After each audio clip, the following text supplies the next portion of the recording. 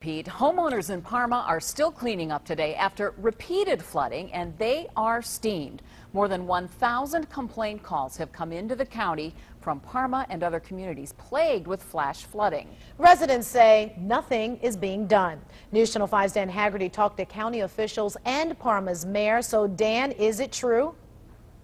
Being done, but it might not be exactly what residents want to hear. Basically, the sewage structure underneath the ground in Parma was built to last about 50 years. Well, that was 80 years ago. The county engineer explained it to me like this. When the pipes were put under the ground and connected, they were fine. Well, over time, as the earth starts to move, those pipes will start to come apart a little bit.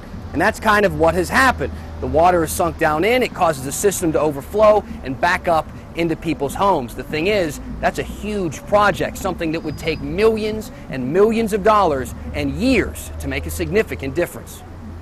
The city of Parma and county workers spent the day picking up piles of flood-ruined garbage. This truck was filled and emptied twice and covered just 4 streets. Even if we go back on the streets we already hit, they're still pulling stuff out. Some people here say they were flooded 3 times last week. Jackie DiDonato had 2 feet of water in her basement and has the pictures to prove it. Photos she didn't just show me. I went to the mayor's office to drop off pictures of how much water I got in my basement and what it really looks like. Parma Mayor DePere has been getting swamped with calls from residents, but he may not have the answers people want to hear. We can solve some problems today, but some are going to take years to solve. DePere has been working with Cuyahoga County engineer Dillon. They're in the last year of a 3-year plan to survey Parma's sewers, keep them clean, and find weaknesses. We're trying to assess exactly what areas were hit the hardest. What is the problem? We want to address the problem so that it stops. But according to the county, the problem is aging pipes, almost twice as old as they should be. And a fix will take years,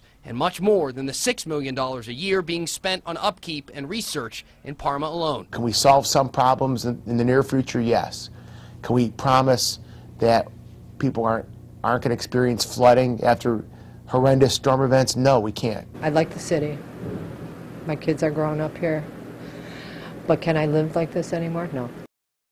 We also talked to County Executive Ed Fitzgerald today. He says the county's working around the clock to get storm damage cleaned up, to get that stuff that people are taking out of their houses cleaned up, and to get plumbers around the clock over to people's homes to unclog those drains. But there's no quick fix. The good news, Mayor DePere did say that by the end of the year they should have a pretty good idea of what they have to work with as far as how damaged their sewer system is underneath Parma.